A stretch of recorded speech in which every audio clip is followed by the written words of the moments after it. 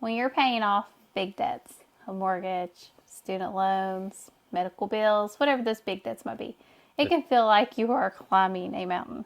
And it's never going to end. And it's never going to end. Well, we've been there. Yep. And we did it. We paid off our big debts.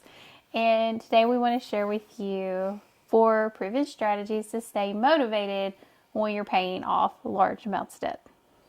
It can be hard. It can be very hard.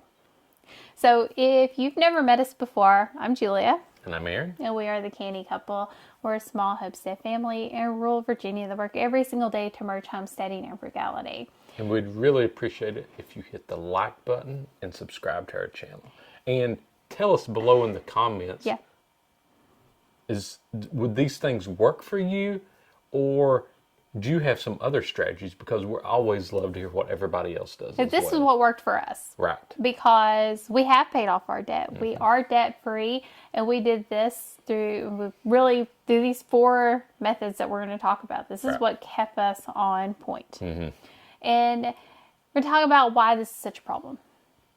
So when you're, starting your debt payoff journey, you might have like a $500 credit card or a $1,000 credit card. And let me tell you, those are really easy to pay off. They could feel impossible to pay off, especially when you have a bunch. But once you start paying off one and then another and then another, you get momentum. You start feeling those, those train wheels are going. You're like, I'm hitting it, I'm getting it done.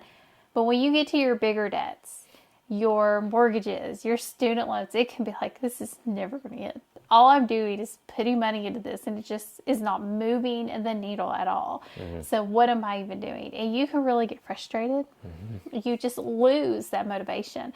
And I want to tell you something. We never really had the little debts. I did. You had the credit. Years ago, You had the credit card, right? Mm-hmm.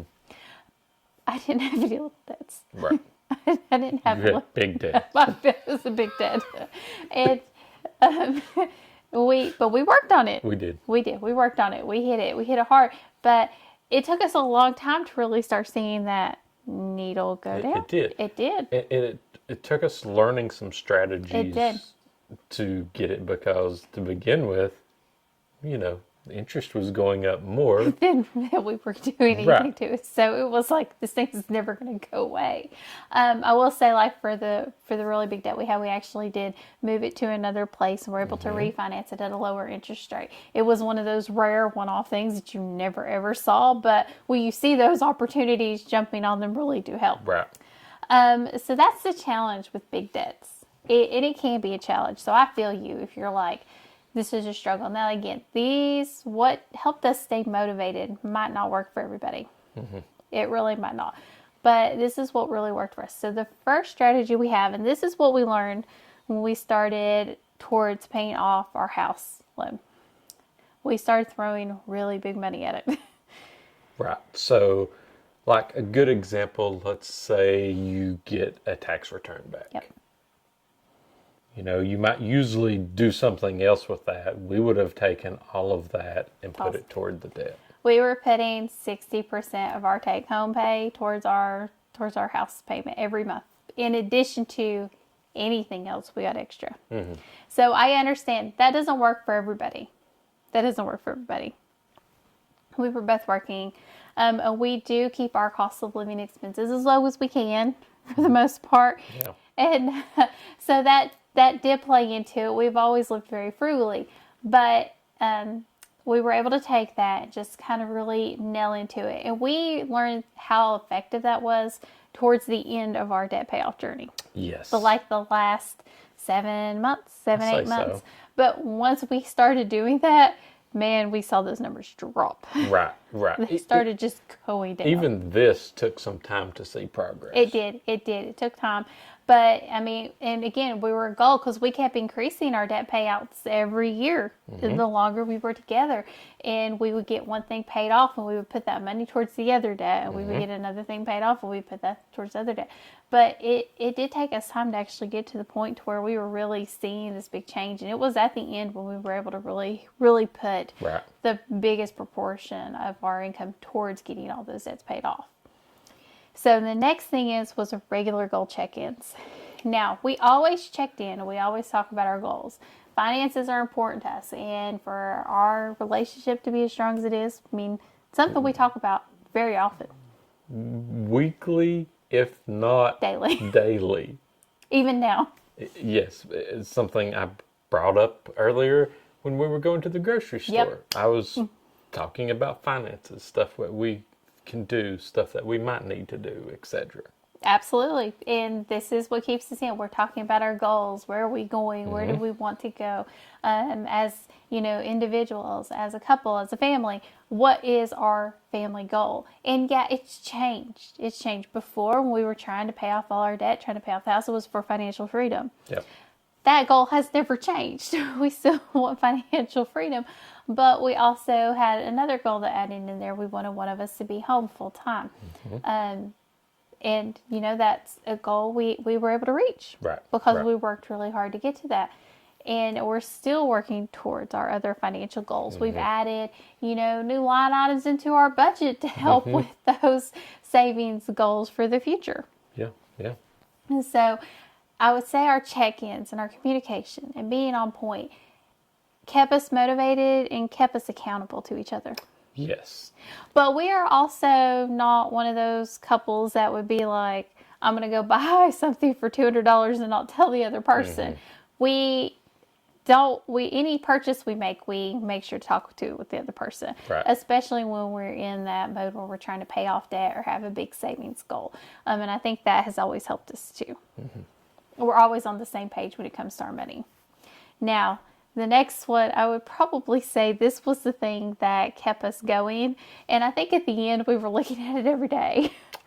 Yes. And this was a debt payoff calculator. It was. And this is how we used it to help see, okay, how long is this going to take us at this amount? To pay this out. So we would play with the amounts to see, okay, if I put an extra $50 in a month, when do I get this down, or do I work toward getting us $100 a month and it get us down sooner?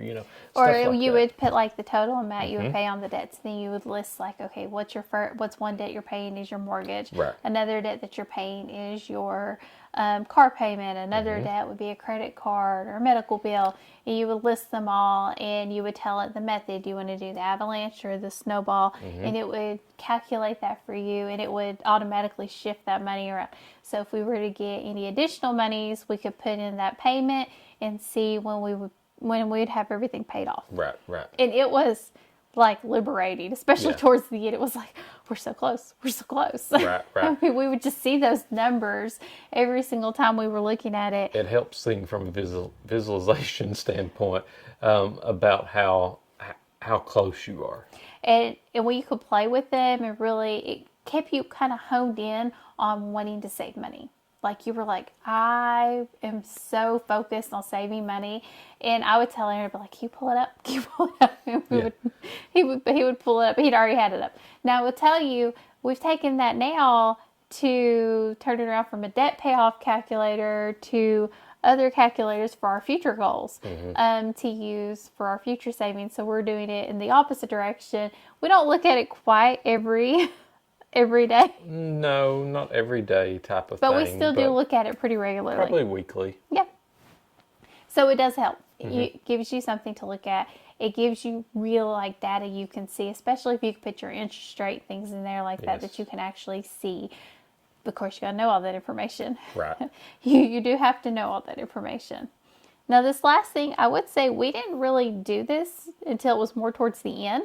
But it is important, and you might need to add a few more of these throughout your whole debt payoff journey. And that is to celebrate milestone wins. Yes. You need to designate those. So we were able to stay really motivated by having our talks, discussions, by looking at that calculator, by seeing the numbers go down. Even if it wasn't a lot, by just seeing that was enough to help us push through. But you might need to see it okay, once we get it down to this amount, we need to have some sort of really small budgeted celebration to kind of help to get us to the next milestone, and have those set with your, within your time framing your goal. Maybe it's a good steak dinner, for example, that you're going out to.